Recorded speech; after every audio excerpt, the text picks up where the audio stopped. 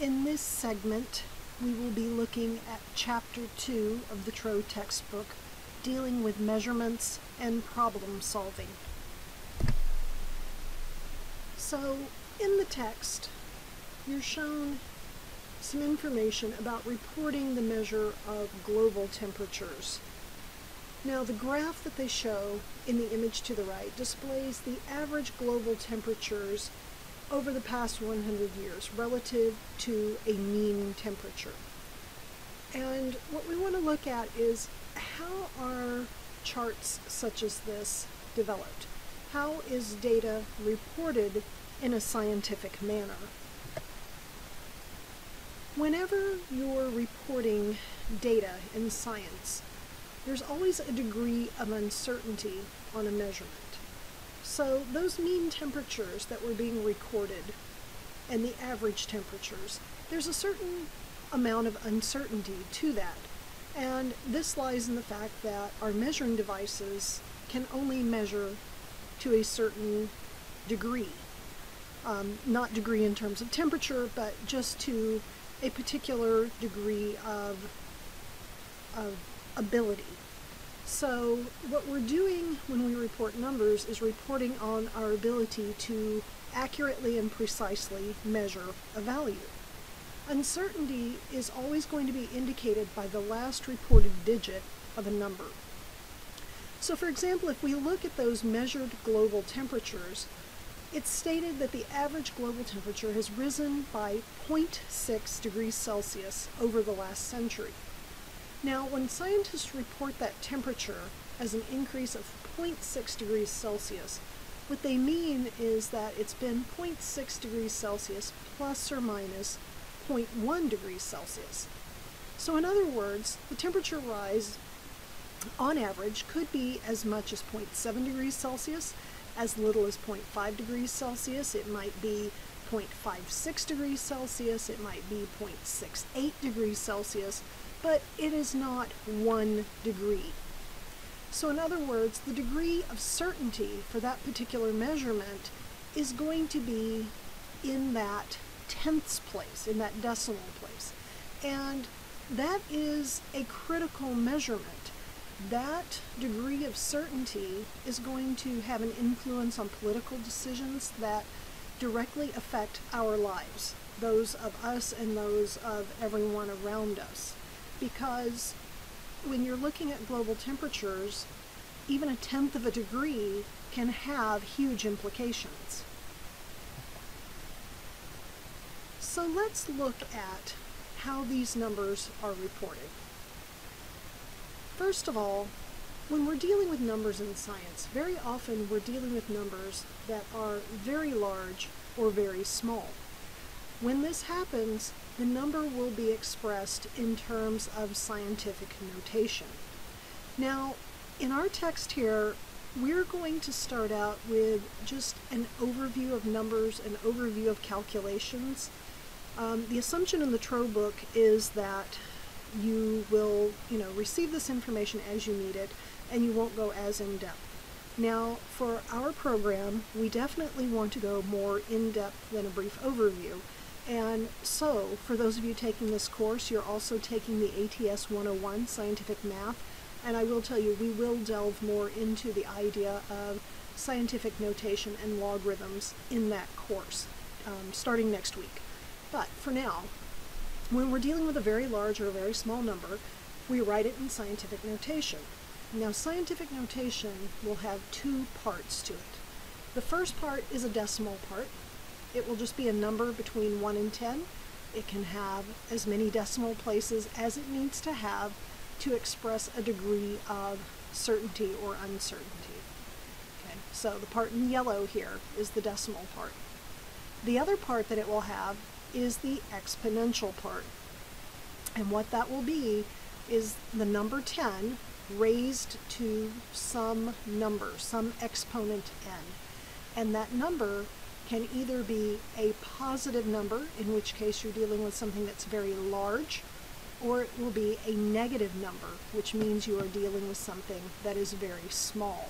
In this case, the number is minus 10, we are dealing with a very small number, something much, much less than 1. So, as I said, in science, very often we're dealing with numbers that are very large or very small. We're not dealing with tens or hundreds or thousands, although certainly you can express those in scientific notation as well. We're dealing with things that are in the millions, billions, trillions, or much higher, or we're dealing with things that are a fraction of a millionth or a billionth, something like that. So just to summarize, a positive exponent means some number, whatever your value is, multiplied by 10 however many times, n times. That's the exponent n. A negative exponent, negative n, means that you are dividing the number 1 by 10 that number of times. So if your negative exponent is 3, that means you are going to divide 1 by 10, take that number and divide it by 10 again, take that number and divide it by 10 again. So the example I just mentioned is shown right here. 10 to the minus third, 1 divided by 10, divided by 10, divided by 10. Or you could say 1 divided by 10 times 10 times 10, all in the denominator, which would be 1 divided by 1,000. Okay, so 1 1,000. Divide by 10 twice, you get 0.01, so on and so forth. At this point, just want you to know, if you see scientific notation, what it is that we're referring to. Now, what if you have a number that's very large or very small, and it's completely written out, and you want to convert it to scientific notation? How would you do that? Okay, so what you have to do is find the decimal part and find the exponent. So to find the decimal part, what you're going to do is move the decimal point all the way either left or right until you get a number that's between 1 and 10. So you're going to move the decimal point as far over one way or the other as you can. And then you're going to multiply that number by 10 raised to whatever number of places you had to move to get to that number between 1 and 10. Okay, so let's look at a couple of examples of that to explain what I'm talking about. Let's say you have the number 5,983. Now when you have a number like that that's very large, we're going to be looking to convert it to a number between 1 and 10. We have to move our decimal point. Okay, now there's no decimal point in here, but it's understood that it would be immediately after the 3. If I had to write any numbers after that, I would put a decimal point, and then I would add the numbers or zeros or whatever I needed after that. So understood decimal point right here. And now what I'm going to do is move that decimal point until the decimal point is to the immediate right of a single digit between 1 and 10, 1 and 9. So I start here and I move my decimal point 1, 2, 3 places. Now when I've moved it 3 places, it's immediately to the right of 5. So I write down the number with that decimal point moved. Here it is, moved over 3 places, 5.983 times 10, and now the exponent that I put here is the number of places I moved. I moved 1, 2, 3 places. I put a 3 here. And because I was moving to the left, that is a positive number. I have a number greater than 1. If your number is very large, this is positive. So now let's look over here. If I have 0.00034. Alright, so now I can see my decimal point. It's right here.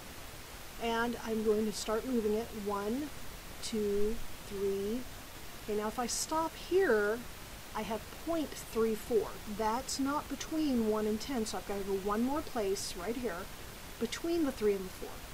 Now when I do that, all of these zeros out in front, it wouldn't make any sense anymore to write 0003.4. Those zeros right here are just here to get me out to where I need to be. They're what we call placeholder zeros. So I can get rid of those zeros. I can write 3.4 and then times 10 to, now what's my exponent? the number that I put here, I counted over 1, 2, 3, 4 places. Okay, so the 4 goes there, and I know this one is negative because I moved to the right. I can also look at this and say, oh, that's a small number, it's a fraction, it's less than 1. If it's less than 1, then that's a negative value there. So when I write a number, and I want it to reflect the precision of the measurement. Remember we said that every measurement has a degree of uncertainty, and it reflects how precisely I can measure something. Sometimes we can know something, a measured number, exactly. So for example, pennies. Pennies come in whole numbers. I'm not going to have a half a penny, a quarter of a penny, 3/8 of a penny. So I can count a total number there. So if I have 7 pennies, that means 7 whole pennies. The only number that I have to report is 7. And that tells me that I have exactly 7 pennies. I don't need any decimal points. I don't need any zeros in there anywhere. I can just put 7. Now let's say instead of pennies, I have this little gold bar. This is a 10-gram gold bar. Okay. Now, how well I know how much gold is in that 10-gram gold bar? We've said 10 grams. Do you think it's exactly 10 grams? 10.000 out to infinity? Probably not. So my knowledge of exactly how much gold is in that 10-gram gold bar depends on how I measure the mass of that gold bar. How precisely can I measure that? It depends. If I'm using if I'm using a bathroom scale at home, chances are I'm not going to know it very well. If I'm using a simple balance like you would find in a high school lab, I probably would get a pretty good idea, maybe, 10.43 grams, something like that. If I'm in an analytical lab setting where they have very, very precise balances, they get carried out to 4 or 5 or even higher number of decimal places, I will know more and more precisely with each measurement how much gold is in that bar. So what number do I represent? Do I put 10? Do I put 10.03? Do I put 10.348259? It depends on the measurement. And the measurement will always go out as many places as possible until I have to kind of make a guess at that last value. All right, so what am I talking about? Making a guess at a last value? Well, it's not a guess. It's kind of an educated guess. Let's look at that. Okay, so let's say this is a mass. It doesn't have a unit on it, but we'll pretend like it does. We'll say this is a mass of 45.872 grams. I put it on a balance, and the 45.872 popped up, and that last digit was blinking between kind of 1 and 3. It kind of blinked around, and then finally it settled out on 2. So it wasn't too sure about the 2. When I measured that, those first 4 digits are certain. I am certain that it's 45.87 something grams. Okay, it might be 45.871, it might be 45.873, but that 45.87, that I'm comfortable with. Now that last digit, that one that was blinking around, the balance is kind of doing what anything would have to do. It's kind of making its best guess. It's estimating that it's around 2. It's somewhere between 1 and 3. It's bouncing around a little, so it settled out on 2. The greater the precision of the measurement, the more ability your measuring instrument has to measure values, the greater the number of what we call significant figures you will have in that measurement. Okay? Now, we'll be talking about significant figures in the next section of Chapter 2, but just let's look at, making some measurements. At what point do you know a number with certainty? At what point do you estimate the number? So, for example, here is a simple balance like you might find in someone's kitchen. It has ounces and it has grams. Okay, now we're going to use the SI. We're going to use metric, so we'll be looking at the grams, not the ounces. But notice the balance has marks for every 1 gram. Each line is a gram. Here's 5, here's 10. Okay, easy enough. And we measured out some compound here. This is probably copper sulfate. It's a lovely blue salt. And we want to measure how much salt we have on that balance. So when I look at my markings, I can see that the balance has gone up. It's more than 0. It's more than 1. It is not more than 2. So I know it is somewhere between 1 and 2, and it's not greater than 2. So I know it's 1 point something grams. It's somewhere between there. Now, how far do I know beyond 1? Well, when I'm looking at that, I don't have any markings between 1 and 2 grams. I don't have any way to know with certainty where that is, so what I'm going to have to do is estimate that value. I am going to mentally mark off 10 more spaces, because remember, when we're measuring in the metric system, everything is power of 10. Every time I do this, that's the beauty of it, I can imagine 10 little lines. Okay, even if I can't imagine 10, I can imagine 5. That's the halfway point between 1 and 10, right? So I look at it and say, well, is it halfway between those lines? Nope, it's not halfway. It's probably not 1.5. It's somewhere between a half and the starting point. So maybe about a quarter. Well, I can't really say 1.25 because, again, that's presuming that I know it's exactly 1/4, and I can't tell that. I'm only estimating past the 1. So I'm going to say, you know, it might be 1.1, it might be 1.3. I'm going to say it's about 1.2. It's somewhere in there, 1.2 grams. So that is what I would report. I know it's definitely at least a gram. I know it's a little over a gram, but I am estimating that last digit.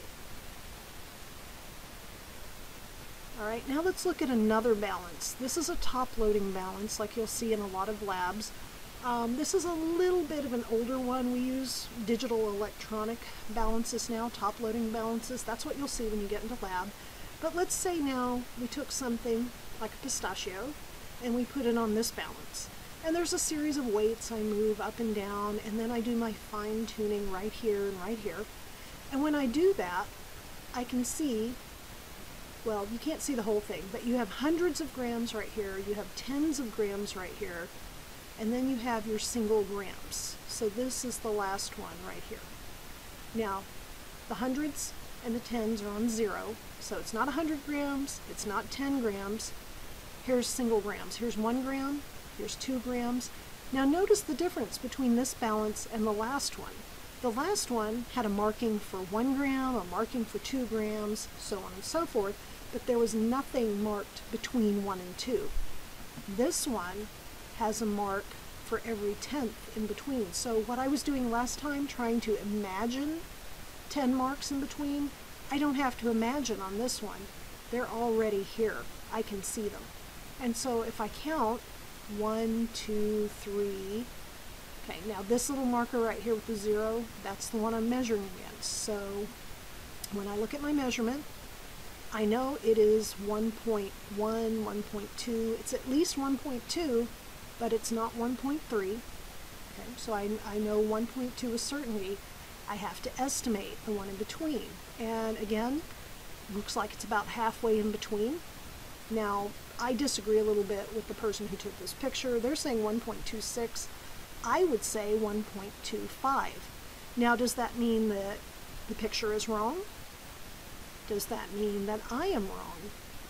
Not necessarily. The 1.25 and the 1.26 are essentially, for this one, the same number. We are estimating that last digit. My estimation is the 5. Their estimation is the 6. Those agree within plus or minus 0.1. So as long as we have a certain level of agreement on that measurement, then either of those numbers could be considered a correct reading for that. And that is why you will take multiple measurements. Anytime you measure something, you don't measure it once. You measure it many times in order to be sure you're getting a good average reading with a a fairly good degree of certainty. That estimated digit will be uncertain, but you can be uncertain to a higher degree, if that makes any sense. Okay, so we're going to stop this section right here, and we will pick up in the next section with significant figures. We'll talk a little bit more about those.